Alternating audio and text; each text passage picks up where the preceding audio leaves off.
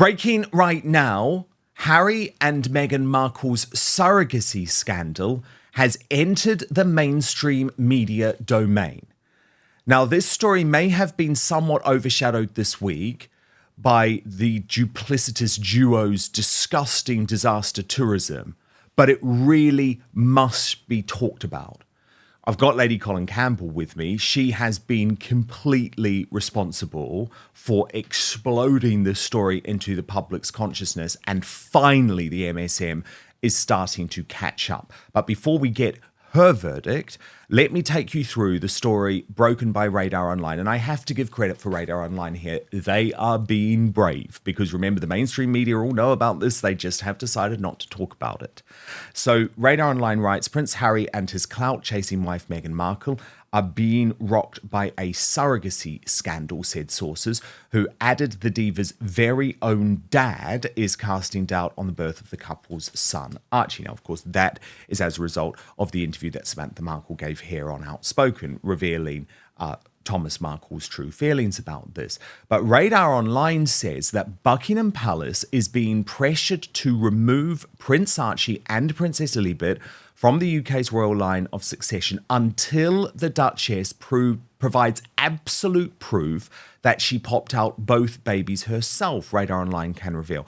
Now, here's where it gets very significant, because a high-level palace courtier is quoted by Radar Online. And I want to read this out to you because it really is significant. So this high-level palace courtier tells Radar Online, this scandal comes as no surprise. Speculation about the children has been simmering for years. The kids are 6th and 7th in line to the throne, but have been under cloak and dagger secrecy since they were born. There are so many questions swirling around them. This crisis won't die down until the irrefutable truth comes out. Wow. Lady Colin Campbell, look, I know this is only Radar Online at this point, and Radar Online have been very brave when it comes to reporting the truth about Prince Harry and Meghan in the mainstream media sphere. But this, to me, still feels significant. It still feels like a real push forward because, of course, for some time, you were the only person talking about the surrogacy scandal at all. Dan, are you trying to put me in the line of fire, or are you praising me? I'm not sure whether this is... You're off to the tower, Lady C. You're off to the tower. Well, look, Radar Online, in fairness, they do quote you and say royal author Lady Colin Campbell recently challenged the conspiracy of silence and misinformation surrounding both tots. I need you to do something for me right now. It is free. It is easy. It is simple. Just hit that subscribe button on YouTube. That's because over 50% of you watching this video haven't done that yet. Well, yes. I mean, Dan, you and I have spoken about this privately, so you know my sentiments on the matter.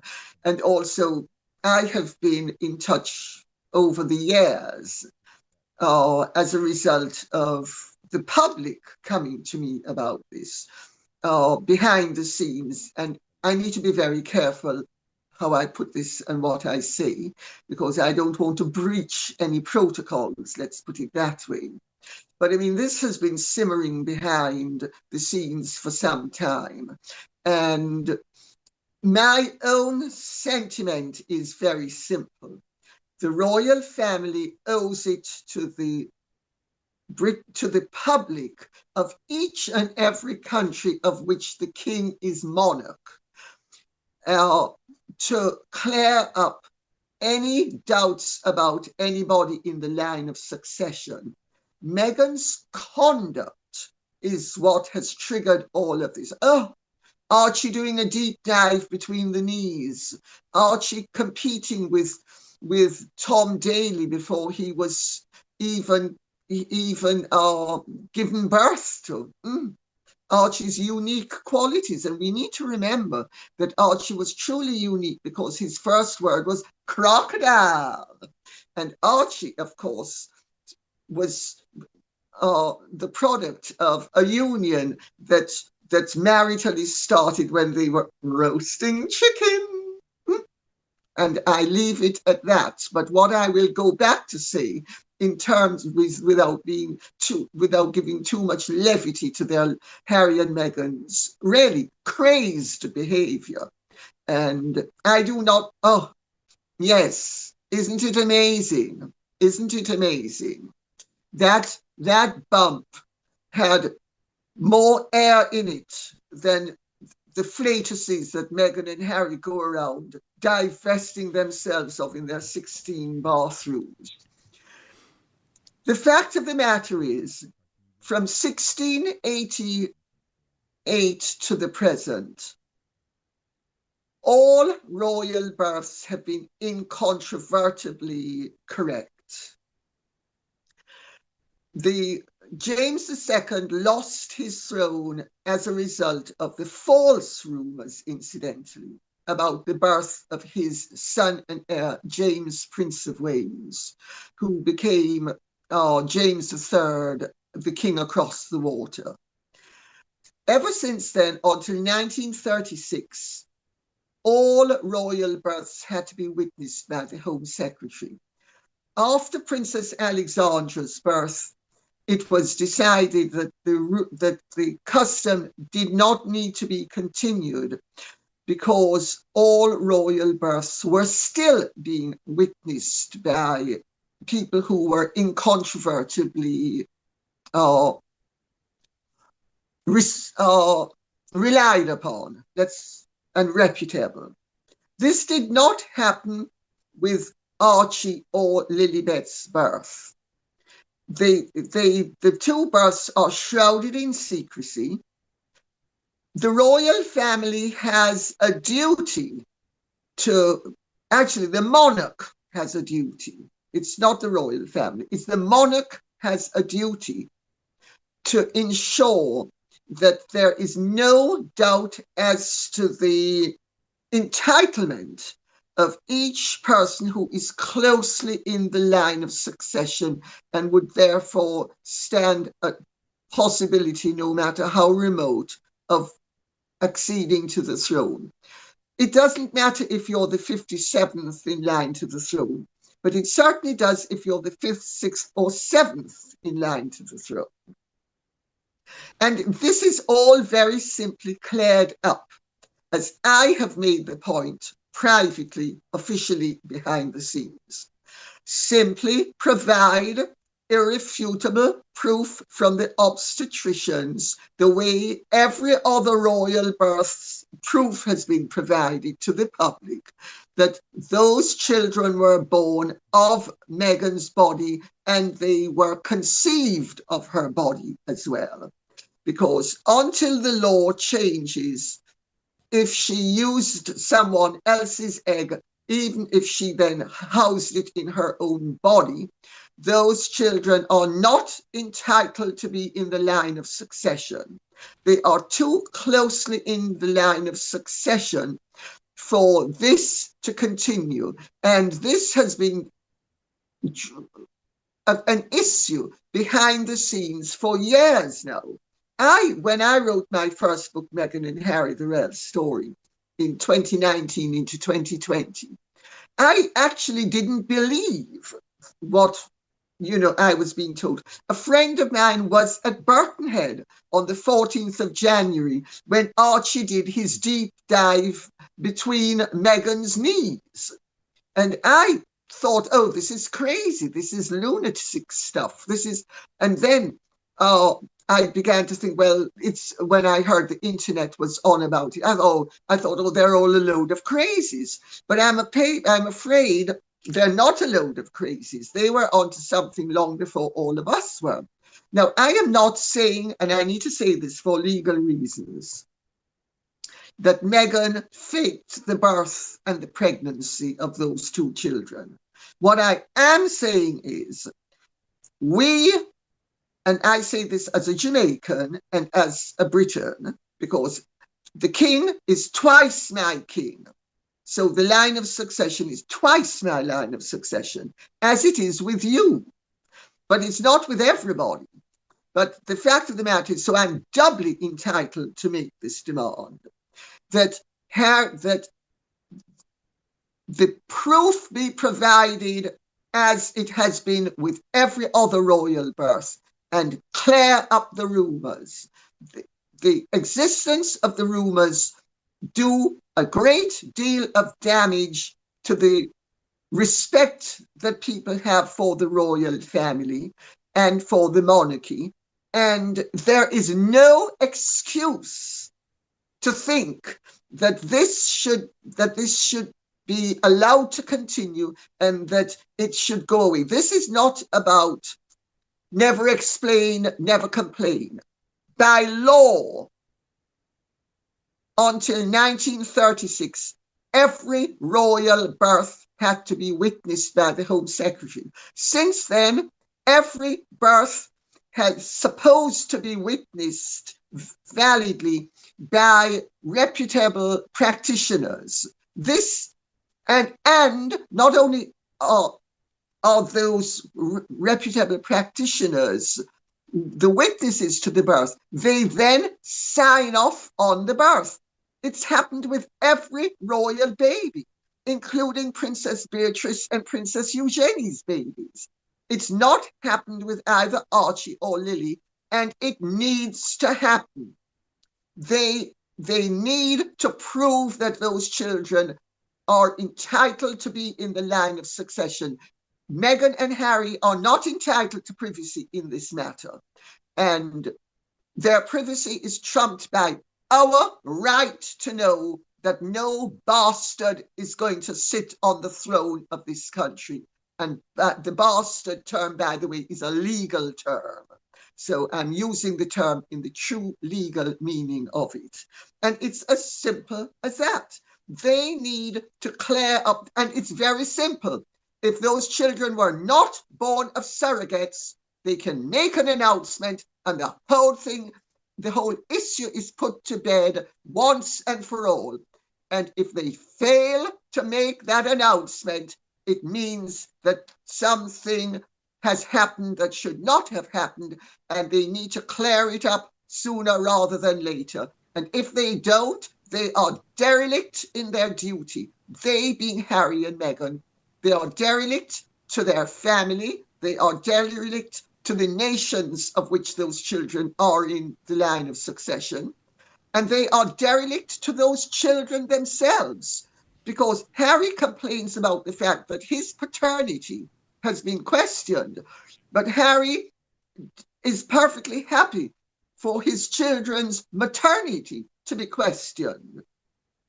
This is outrageous, irresponsible conduct. And I can only think that the only reason why they are allowed to get away with it is that people know or consider them to be drug-addled and therefore not responsible for their actions. But the fact of the matter is the royal family is responsible to us, the British people, and the people of all the other realms of which the king is head of state and of which those children are in the line of succession to. It's as simple as that. I want to just go back to, I mean, beautifully put, by the way, incredibly put. Could listen to you all day, but I just want to go back to the Radar Online report in regards to this, because they bring up a point which, again, we have discussed before, but I think this is now very important now that it's coming into the mainstream media. And it's about the fact that in Spare, Prince Harry crowed, "Within 2 hours of our son being born, we were back at Frogmore." And now I'm going to quote the courtier, and this is why this story is so significant, because it's a courtier speaking directly to Radar Online, who tells the publication that raised many eyebrows and questions. How many women give birth and are home in 2 hours? That didn't make sense unless Meghan didn't deliver the child herself. Now, I know obviously we've spoken in lots of detail, and remember, I reported it at the time and posed a whole load of questions about the mystery surrounding the birth. But the fact is, Lady C, this is elevated because this is a courtier raising those questions now in the American mainstream media. Well, it suggests one of two things. Either Radar Online has made it up, which I'm not accusing them of doing, or the palace realizes that the time has come for the rumours to be put to bed one way or the other. And this whole thing is an extremely serious matter. But what to me makes it truly offensive is the way Meghan has gone about flaunting this from the word go. Because if it was not a surrogate birth, the baby bump behaved in such an unconventional manner that she was orchestrating drama, which there was no need to do. And you then have to ask the question, why was she doing this?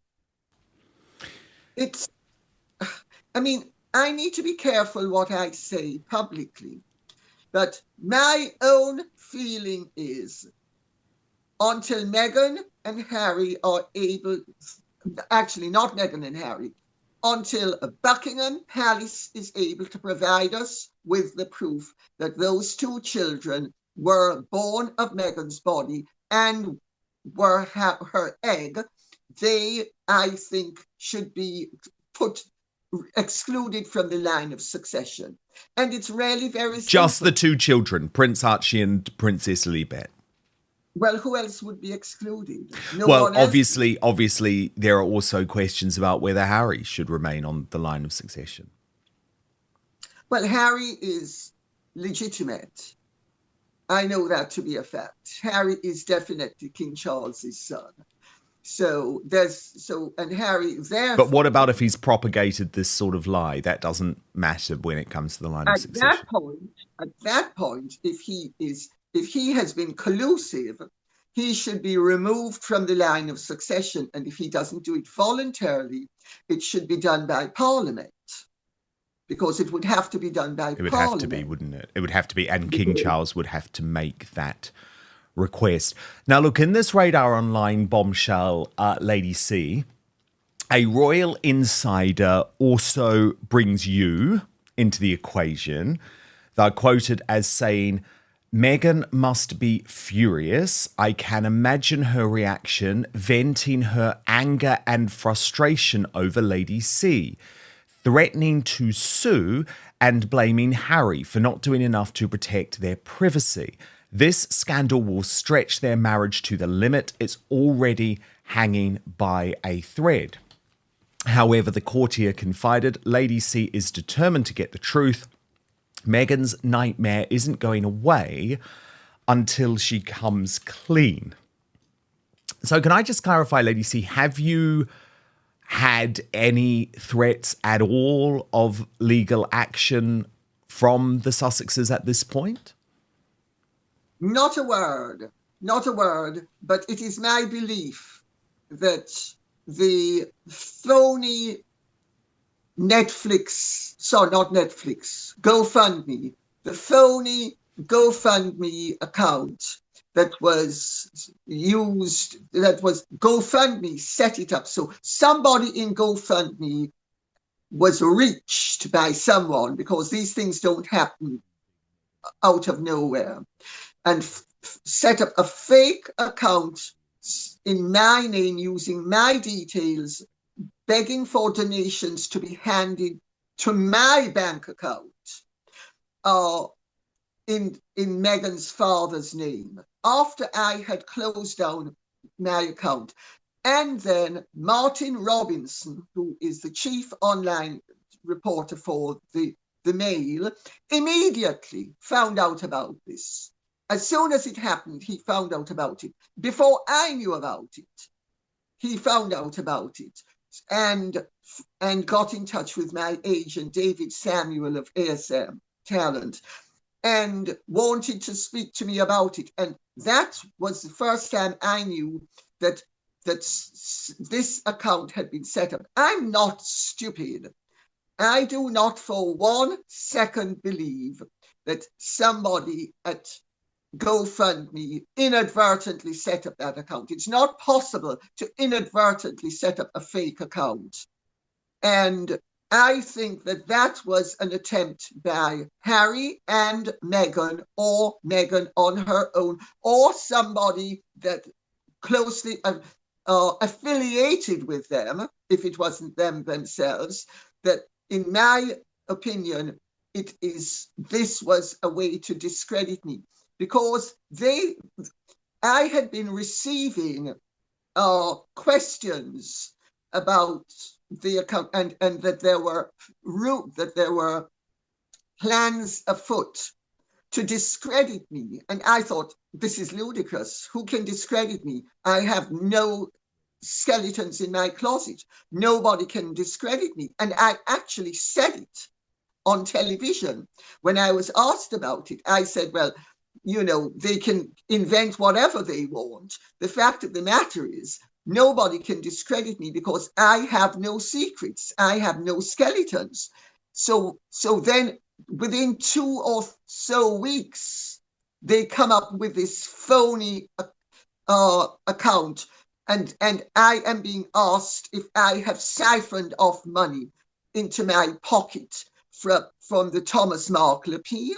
I mean, the whole thing was so cack-handed, but it was typical of the Sussex squad and, quite frankly, the Sussexes' behavior, because they come up with cack-handed schemes. So I'm not saying that they personally did it, but my belief is that one or both of them, and I think it would have been her, would have been strongly motivated to try to silence me.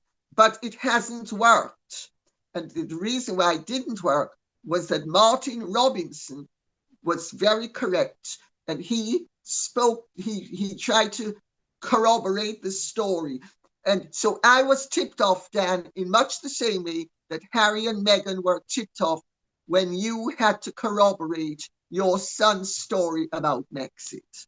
And that, just as how that tipped them off, and they then went hurtling down another avenue, I immediately was alerted to what was going on. So I have no doubt that if they could sue me, they would sue me. When they can't sue me, and if they try to sue me, I would see it through and see them in a court of law. I would love to get Meghan Markle and Harry in a witness box. I would love it. And remember, I'm very experienced. Meghan thinks that because she played a paralegal who couldn't pass her law exams, that she's a legal expert. I have 50 years of litigation against all 5 major newspaper companies in this country, as well as a litigant in person, the largest award ever awarded to a litigant in person against an insurance company, to my credit. I would love to see them in a court of law. So if they want to sue me, go right ahead, because I invite it, because I wouldn't be letting them get away with it. And I am not going to allow them to. I think their behavior is scandalous. And I'm sorry, I've had so many drug-addled people in my life. And my opinion is that Harry's demeanor, and Meghan's, incidentally, is his admissions, their behavior is heavily influenced by drugs. And they don't like it. Sue themselves, because they're the ones whose conduct is and they are the ones he's the one who's admitted he's drug-addled, and she is the one who, in Jamaica, when she was having her marriage with Trevor, she is the one who broke the law in Jamaica, even though it was strictly against the law, and distributed ganja reefers to everybody at her wedding. So I think Bring it on. Dealing with drug-addled people. That's my take on it. But indeed, because bring it on. Give me What? the popcorn. Come on, Harry and Meghan, bring it on. Let's take this to court. I couldn't agree more. Lady C, just before you go, I do want to ask you about this Instagram post that Meghan Markle made in tribute to her dog Guy. Now, of course, we're both animal lovers, Lady C, so we know that it is an absolute tragedy when you lose an animal like this. The issue with Meghan, though, is that her other animals she just discarded when she moved to the UK and then moved from Canada to Los Angeles. So that was very odd to me, number one. But lots of question marks about the timeline in terms of Guy. When did he die? Was she being honest about his injuries in her post? What do you make of that? Well, first of all, Dan, I don't know if you've ever read Professor Marion Stout's book, The Sociopath Next Door. No, I haven't. She was I think she was a Harvard professor. Very good book. And she makes the point that one thing sociopaths will do is they'll have pets and they'll enact loving the pet. And as soon as it is inconvenient, they discard the pet. So, I mean, Meghan discarded one of her dogs, evidently on the basis of the fact that he was too old to travel, except he wasn't too old to travel. I mean, I've traveled with dogs that were far older than that. Discussion surrounding the Duke and Duchess of Sussex never stays quiet for long. In recent weeks, renewed online speculation has once again focused on questions surrounding the Sussex family, prompting widespread debate across social media platforms. Various commentators claim Buckingham Palace has finally responded, or at least indirectly acknowledged, the growing public conversation. Whether that interpretation is accurate depends entirely on which reports you read, making this another example of how quickly royal stories can evolve online. The key question is simple. Has the palace actually changed its position, or is this simply another wave of internet speculation? One consistent feature of the modern monarchy has been its preference for carefully controlled communication. Official statements are generally reserved for significant constitutional events, public engagements, or major family announcements. That communication strategy has remained largely unchanged across multiple controversies over the years. Whether that policy is ultimately effective is something commentators continue to debate. Beyond today's headlines, this story highlights a larger issue facing both the royal family and modern media. Social media allows rumors and speculation to spread globally within minutes. Traditional news outlets then report on those online discussions, creating a cycle where speculation itself becomes part of the news. For public figures, separating verified information from internet rumor has become increasingly difficult.